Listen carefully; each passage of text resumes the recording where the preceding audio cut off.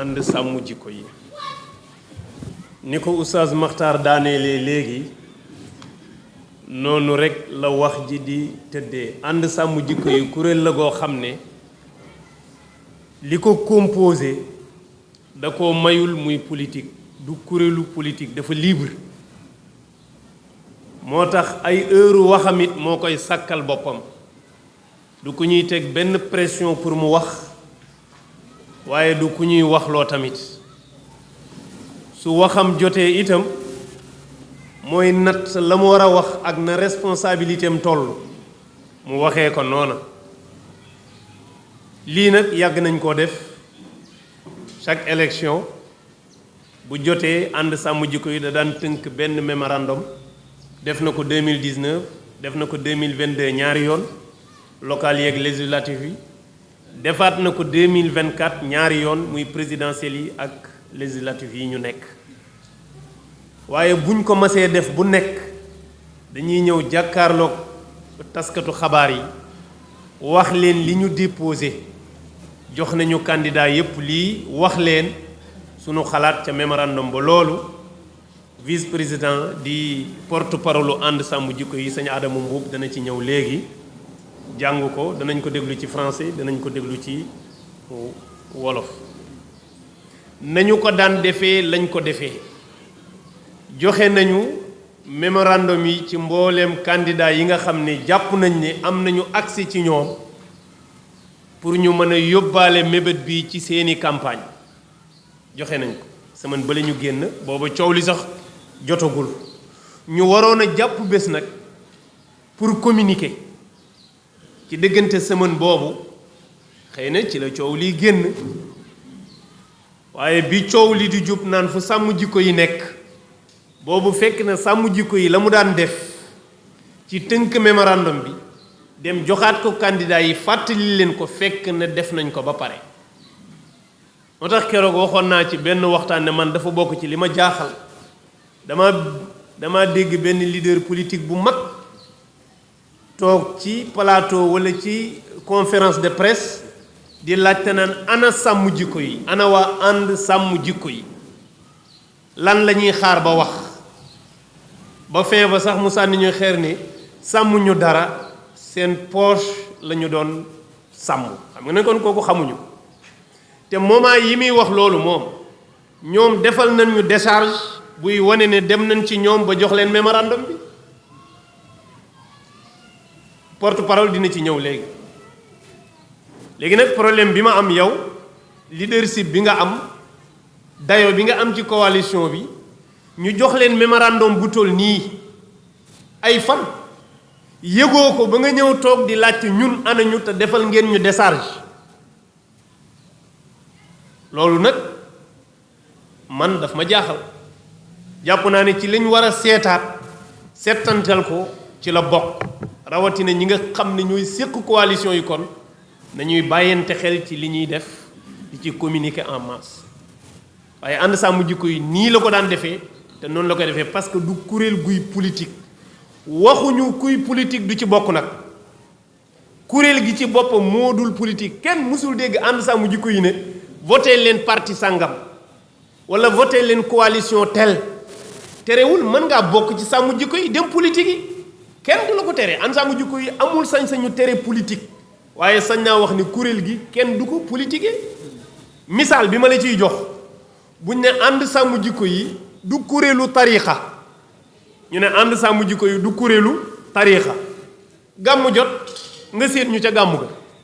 màggal jot nga séen ñu ca màggal ga, nga ne kuréel gi kuréelu tariixa la. déedéet, ñu bokk ci ay tariixa ñoo bokk ci kuréel gi. bu seen heure dundal la ñu gëm ca tariixa bu jotee dañuy dem dundali ko, ni ko ki bokk ci mouvement islamique bi di defee la mu war a dundal ci kuréelam bu jotee mu dem defi ko, te kuréel gi mënu ko tere. noonu la amee ku ci mën a nekk, donte bokk nga ci parti bu la neex, bu sa parti wootee jógal nga dem nga politique yi, mais kuréel gi du dem. xanaa loolu koy neex na dégg, mais bu ñu lay attaqué danaan ah diw ci la bokk léegi mu ngay politique, diw ca la bokk léegi mi ngay politique. et après diw ngi bokk ci kuréel gi di bokk feneen fu ko neex. amul benn kuréel ci àddina bu am sañ-sañu ne ku xas bokk ci man doo bokk ci tariixa doo nangam loolu kenn sañu ko mais sañ nga ne kuréel gi kenn du ko politiquer loolu mooy ànd sàmm jikko yi responsabilité bi mu am nag xam ko lool ndax dafa gàddu nag ay baat yu kawe nag ànd sàmm jikko yi li mu dajale fii ci réew mi néew na kuréel gu ko fi dajalee xalif généraux yi jël seen baat jox la def signature bind wane ne lii ngeen di xeex ñun ànd nañ ci te loi bi ngeen di sàkku d'accord nañ ci loolu barewul kuréel yu ko am loolu nag di nga ko am di nangu ku jóg rek ne la waxal nga wax balaa ngaa wax da ngay natt li ngay wax ak fa nga koy waxee parce que kuréel goo xam ne wutoo poste wutoo palte wutoo payoor yow élection lan la dépassé élection du la déranger ki bëgg a falu nag moom day tegaate pression léegi-léegi ñu ne ñu xadar ji ngeen amoon moom dañu gisatul ci yéen moo tax da ngeen daan ami xadar conférence de presse marche fii rassemblement sax laay wax waaw mais xadar yi ñëpp xam nañ ko li ñu war a def yëpp def nañ ko ba mu yegg assemblée gis nañu menace su góor jigéen ci àdduna bi yëpp di law ba yegg si fii ñëpp gisandoo ko ñu gis ne menace la ñu def ay proposition de loi parlement bi fi nekkoon ne lii du fi jàll loolu jarul tiit télé buñ toog ne lii du fi jàll seen loi bi topp leen fële du jàll ñu defe ne ay wax la rek ñu yóbbu ko assemblée ñu rejeté ko looloo jur ñun ñu wàcc ci mbedd mi Oustaz Makhtar wax na ko léegi bi ñuy njëkk bind président ak ministre de l'intérieur ay vers 2016 di dénoncer li ñuy dénoncer woowuñu presse bi parce que boobu foofu la yemoon waaye bi ñu demee ba xam ne mbiru góor jigéen dañuy toog ci télé bi ne kenn du ko fi defee maanaam loi bi kenn du ko fi jàllale ci assemblée bi te loi bi day tere góor jigéen ñu ne ñu jaru ko ñu yóbbu ko assemblée ñu rejeté ko sëñ bi loolu jarul génn di marche ka defi conférence de presse looloo ko waral seeni wujj ci politique ne ñu ñun bu nu ñëwee danañ ko def yàlla def na ñoom ñëw nañu waaye parlement mooy def loolu ay député ñoo koy voté député yooyu ñëwaguñu léegi dañuy génnaat ci mbedd mi di yuux naan ana li ngeen ñu diggoon comme ni ngeen ñu koy waxee wax leen ñi ko diggee woon fàttali leen ko lu tax ñu leen koy fàttali xam nañ seen responsabilité biñ koy wax kenn santu leen ko kenn digalu leen ko ñoom ñoo natt ba gis ne lii réew mi ñoo ko soxla ñu jël engagement ne danañ ko def te heure bi ñu ko war a def jotagul du ñu toog déglu leen ba heure ba jot la ñu génne woon ci mbedd mi mooy dañoo tas sunu yaakaar parce que dañ ne ñu lii ngeen di xeex kenn du ko fi defee di ñu saaga di ñu xas ci plateau yi loi boo dugal ñu sànni ko ñii deful ñu loolu ñii dañ ne ñu bu ñëwee dañ koy def léegi duñ leen déglu ba xam joxe naa ci benn misaal démb yaa ngi tukki yaa ngi ca garage ba yor sa yóbbante bopp yaa ngi am sa yóbbante bu jëm dëkk sàngam nga dem garage ba di ko joxe chauffeur boo ko jox mu bañ am ci ku ne la man de maa ngi yeb feesaluguma mais bu ma feesalee naa la ko yóbbul nga toog di ko xaar muy yeb waaye 5 minutes yoo toog ne ko yow yaa ne woon da nga may yóbbul yóbbante bi de foo ci toll gis nga bu yàggee mu noonu saa waay demal seeti koo jox sa yóbbante bi du maa la ko dig déglu ma léegi ñu déglu ñu ne lu tax ngeen di déglu ànd ak ñun déglu gi déglu wuñ na tekk liñ war a def ñu ngi koy def te bu porte parole bi di lire mémorandum bi da ngeen yëg jéego yi nu def ci diggante bi yépp bi président faloo fàttalil nañ ko parce que foofu la dayoo xeex bi tollu fàttalil ko mooy lan kilifa la am na lu ñu digee ñu bind ci lettre tënk delloo leen ko ne leen lii mi ngi fi ba léegi noonu lañ ko joxee premier ministre Ousmane Sonko jox nañ ko 2 fois dinañ ci ñëw léegi jox nañ ko président 2 fois dinañ fi ñëw léegi jox nañ ko candidat yi dem dinañ ci ñëw léegi lan lañ war a tërëf yi waat ci mbedd mi lan la nit ñi bëgg du nit ñi sax ay yenn politiciens ak yenn ñoo xam ne jàpp nañ ne mën nañoo wax ba yàq crédibilité sàmm jikko yi mënut a nekk benn xakim dafa ne boo yoree message buy defar mu ne ki mu arrangé wul day fexe message bi du jàll da lay tëj ci foo ko bëgg a waxee te loolu xam nañ ci dara am nay jamono am na ñu ma dégg ñuy wax léegi fu ñu masaan ubbi conférence de presse ba nu yor du ñëw dañuy lànk ne duñ ñëw buñ leen woowee duñ ñëw du ñu jàllale suñu élément lenn lu bokk ci sàmm jikko yi duñ ci wax parce que bëgguñu woon message bi dem musu leen a intéressé. léegi tey message bi jàll na ñu jàpp ne nit ñi jàllale nañ loolu mu ne nañ yàq nit ki ci boppam léegi day bàyyi message bi yow lay viser yow ndax boo amatul crédit rek message bi dootu am benn crédibilité mu wan leen ne ñi koy xeex ay naafeq lañ gëmuñu dara seen poosa leen tax a jóg pour que bu message bi jógatee nga bàyyi message bi mu daanu parce que ñi koy xeex amuñu crédibilité. ñun ëpp nañu loolu bokkuñu ak ñoom ci loolu lii ñuy def ñun utuñ ci palte utuñ ci place utuñ ci payoor utuñ ci dara yàllaa tax ñu di ko def ngir yëg ne menace bu rëy a ngi nii di ñëw ci àddina bi fépp ba pare ñu gàll ci ay milliards ak i doole di ko pousser askan wi pour ñu def ko mais ñu taxaw ne duñ ko def yaakaar ji nu am na kenn mënuñu koo xañ yaakaar ji mooy am nañu yaakaar bu wér ne parlement bii di ñëw moom kenn mënul werante ne loi bi daa war a jàll ah parce que léegi même ñi bañoon sax nee nañ daa war a jàll kon kay léegi c'est fini jeex na jeex su ko defee yooyu yëpp nag bokkoon na ci yi nga xam ne jàppoon nañ ne ñun duñu nangu ku ñu yóbbaale ci affaire politique duñu ay opposant parce que am na ñoo xam ne liñ naan la waxal dañu naan dañuy xaar ngeen dal ci kaw état bi dugg ci kawam ñun loolu mosuñ ko nangu ànd sàmm jikko yi rassemblement yu mag yi mu daan def fii chef de l'opposition da daan ñëw Ousmane Sonko da daan ñëw mais bu ñëwee duñ ko jox kàddu da daan ñëw toog ci kaw parce que moo ñëwal boppam gis na ko waaw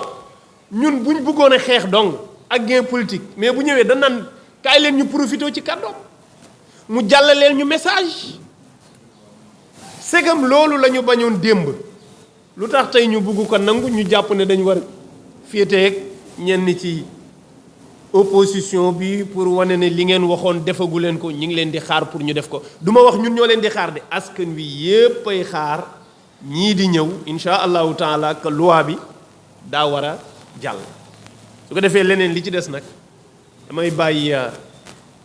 vice coordinateur di porte parole kuréel gi Sëñ Adama Mboup mu leeral ko li ci des nag xëy na bu dee am na ay question réponse bu ñu paree ñu door koo jàllale Sëñ Adama bismillah waa ñu weccoo place bismillah salaamaaleykum wa rahmatullah ngi tàmbalee sunu kàddu ci sant yàlla mi nga xam ne xéewal bu waaye am moom dong moo la ko may julli ci yonent bi sallallahu alayhi wa sallam di ziar sunu mbokki presse bi yëpp ak kilifa yi nga xam ni ñoo bokk ci ànd sàmm jikko yi ak soppeem yi teew yëpp kon ñu ñëw lire communiqué bi en français nous venons lire le communiqué de ànd sàmm jikko yi en français d'abord. Bismillahi rahmani rahim. Chers concitoyens, ànd sàmm jikko yi vous salue. Aux Sénégalais d'ici et de la diaspora, nous disons assalamu alaikum wa rahmatullah. Nous sommes aujourd'hui devant la presse nationale et internationale pour rendre compte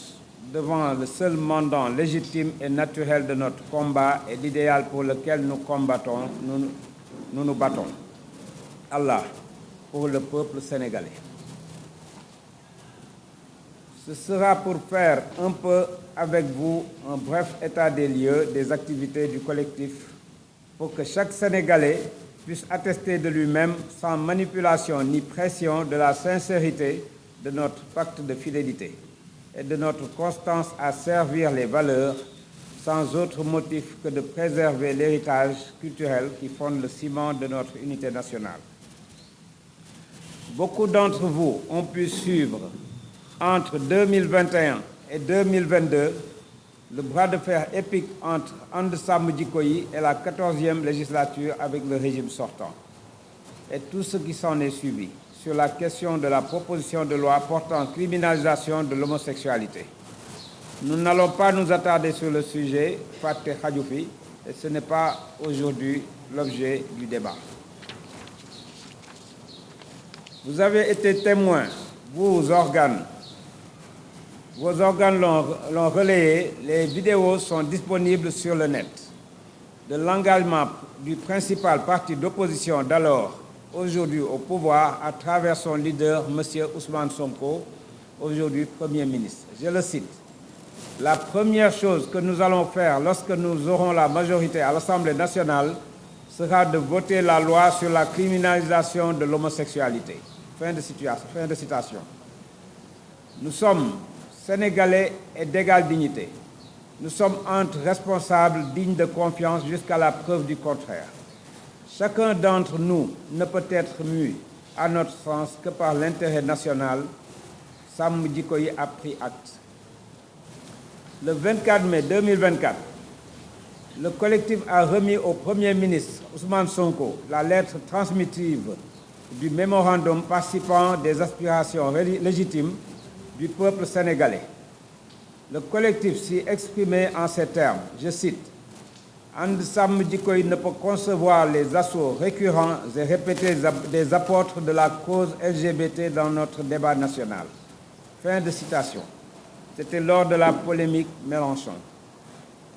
Toujours dans la même correspondance, nous avions affirmé, je cite, « Notre intime conviction désormais est que la page des vœux pieux et des tergiversations stériles devait être définitivement tournée.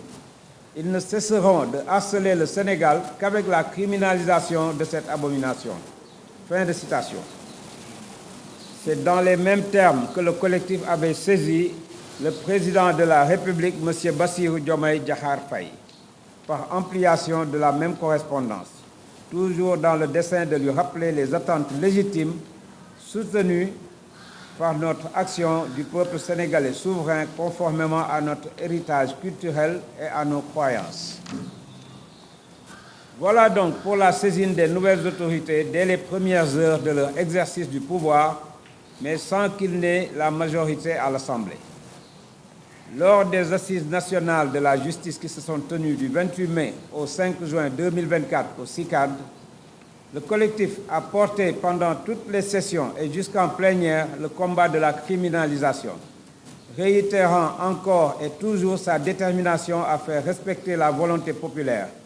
confortée par la signature de tout ce que le Sénégal compte comme association et autorités religieuses. Voilà donc, mesdames, messieurs, ce que l'on peut appeler, sans se tromper, une présence militante sur le terrain des valeurs. Venons maintenant au présent et à l'actualité des élections législatives en cours. Le jeudi 31 octobre 2024, Sam Sa Kaddu, Takku Wallu, Pastef les Patriotes et Jàmm ak Njariñ ont tous reçu,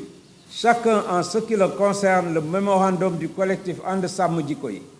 Nous mettons à la disposition de la presse les décharges de ces correspondances. L'on peut donc augurer que d'aucuns ne sachent même pas ce qui se trame dans leur propre chapelle politique.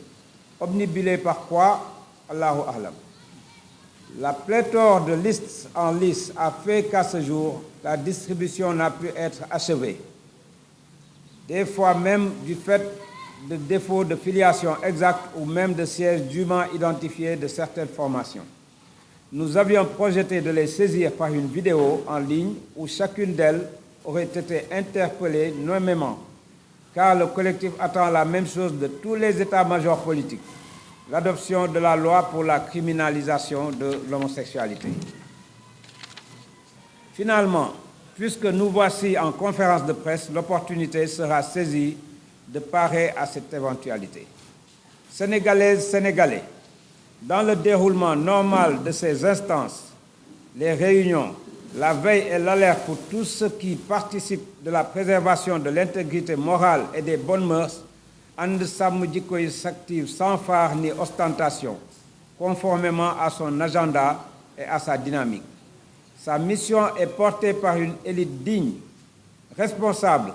consciente des enjeux, des Sénégalais d'honneur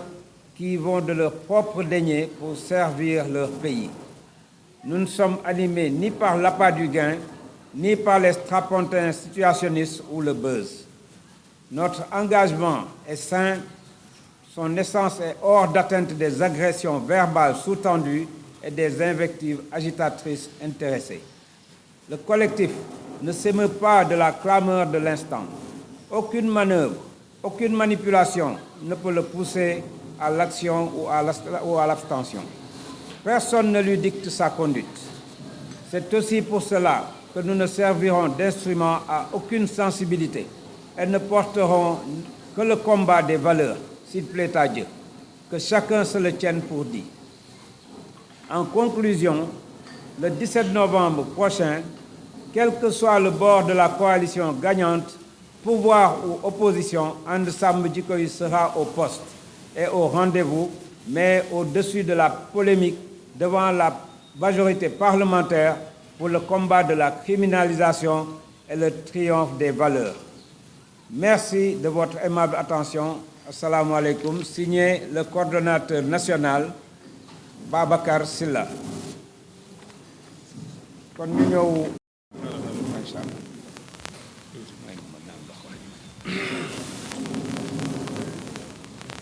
jox leen communiqué bi ci kàllaamay Kocc maanaam bi mooy communiqué de presse su tey ji bi And Samm Jikko Yi jëmale ci askan wi ak ci média yi di tàmbale ci bismillahi rahmaani rahim mu ni yéen ñi nga xam ne ñoo bokk réew mi And Samm Jikko Yi mu ngi leen di nuyu sénégalais yi ne ci réew mi ak yi ne bitim réew di leen wax asalaamualeykum wa rahmatullah tey ji ñu ngi teew ci kanamu média yi nga xam ne ñooy dox ñoo ne ci réew mi ak ci bitim réew ci di seedeel ki nga xam ni sunu kanamu borom mi nga xam ni moom dong moo tax ñuy yëkkati xeex bi ak ngir jëriñ sunu réew waaye nag dinañ leen tënkal li nga xam ni mooy tolluwaay yi ci activité And Samm Jikko Yi bu ko defee sénégalais bu ne mën a xam ni And Samm Jikko Yi du kenn koo xam ni dañ koy jógloo wala ñu koy toogloo wala ñu koy waxloo waaye tamit xam ni lépp li nga xam ni tënkoon nañ ko ci taxawaay ak fi ñu taxaw tamit teyit fa la ñuy continuer di taxaw te it lenn rek moo waral taxawaay woowu mooy sàmm li nga xam ni mooy ndono yi ak jikko yu baax yi pour li nga xam ni Sénégal yépp ñoo ko boole bokk ñu bari ci yéen fekkee nañu diggante 2021 ak 2022 ñetti at ci ginnaaw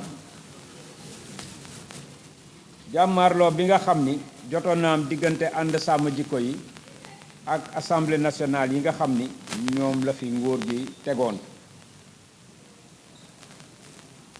nguur gi nga xam ni moo fi jóge ak lépp loo xam ni bàyyeeku na ci jëm ci loi bi nga xam ni moo doon pour criminaliser homosexualité kon nag loolu jarul ñu ci taxaw ak di ko fàttali ndax ni nañu fàtte xaju fi te loolu taxuñoo jóg taxuñoo ñëw tey waaye tamit yéen ak seeni presse ci net beeg ci télé yeeg ci rajo yi seede ngeen engagement bi nga xam ni parti opposition bi gën a mag ci jamono jooju jëloon na ko ci kanamu presse beeg ci kanamu ñëpp te tey jii ñoom ñoo ne ci nguur gi te jaarale woon ko ci ki nga xam ni moo doon seen njiit mooy Ousmane Sonko tey mu doon premier ministre li mu waxoon mooy bis bu ñu faloo loi bi ñuy njëkk a voté bis bu ñu faloo ca assemblée nationale loi bañ fay njëkk a voté mooy loi bi criminaliser ngóor jigéen ñun nag ñun ñëpp ay sénégalais lañu te ñun ñëpp ay góor lañu te it ay kilifa dong ñoo fi nekk yoo xam ni ku ci nekk war nañ koo mën a wóolu ba keroog muy def jëf joo xam ni safaanu na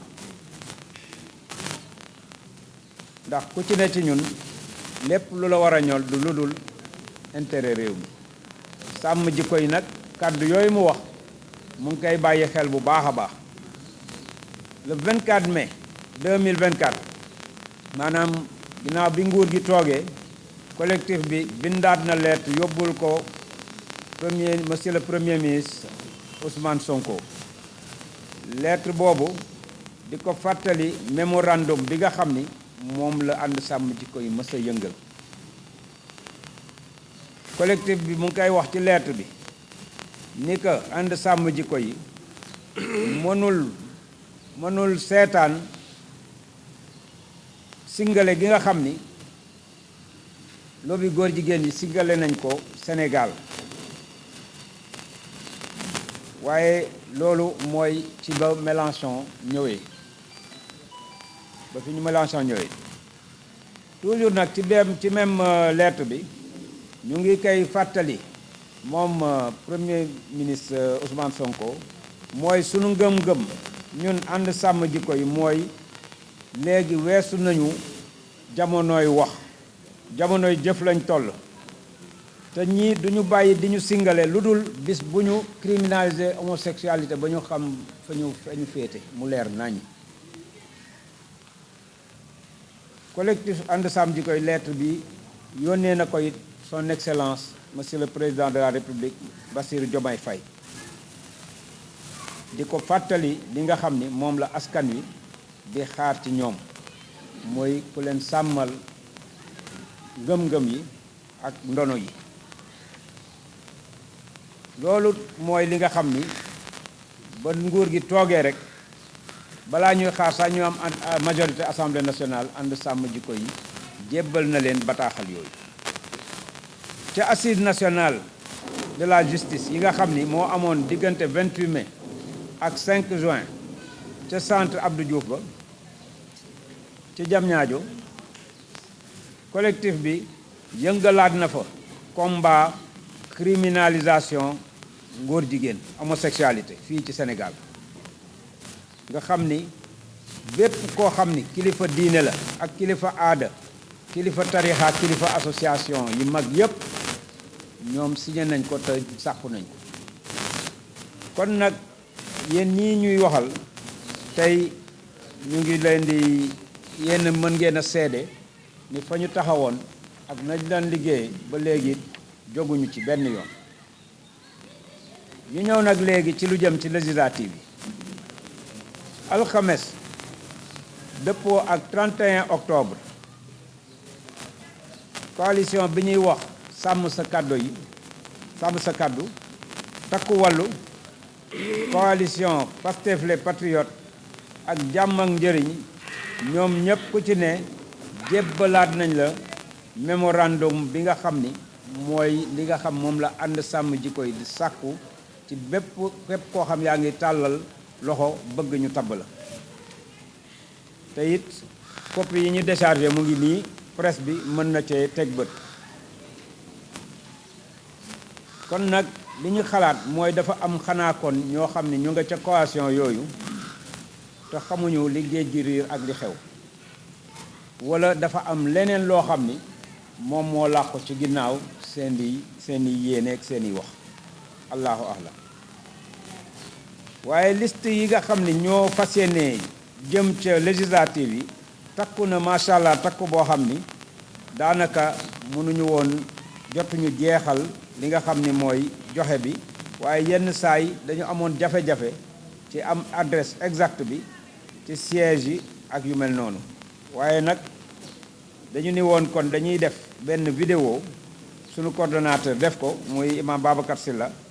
bu ko defee képp ci ñoom ku nekk ci ñoom dinañ jaar ci sa tur woo la wax la li ànd sàmm jikko yi di xaar ci yow ndax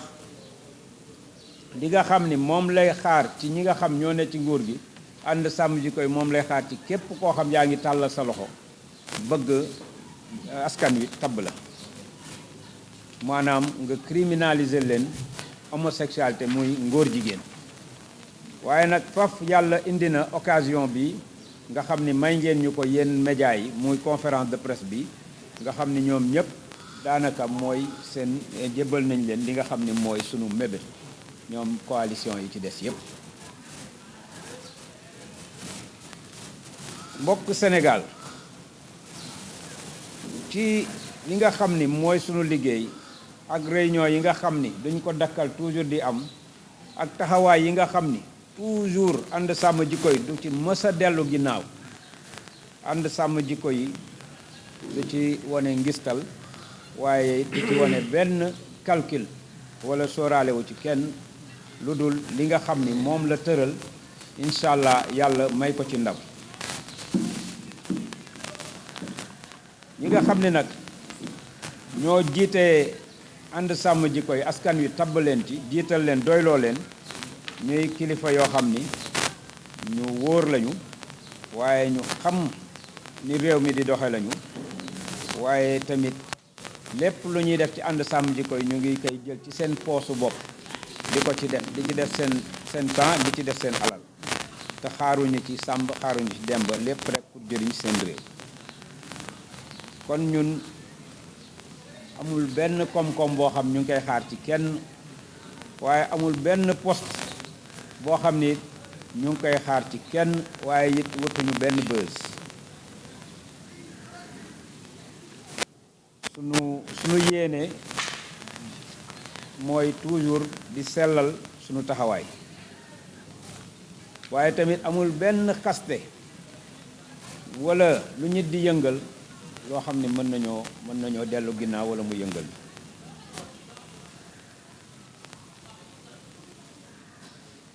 ni nañu it du manipulation du ay pexe amul dara lu nit mën a yëngal ba ni naa def lii bu ko defee waa ànd sàmm jikko yi dinañ jóg walla dinañ waxe ni ma bëggee walla dinañ defee ni ma bëggee loolu it nañ noppal seen bopp loolu tuuti nañ ci lool. kenn du ni it ànd sàmm jikko yi fii nga war a jëm ak lii nga war a wax ndax ba ñuy yëngu ñoom boobu yëngooguñu te it taxuñu woon ñun ñuy yëngu.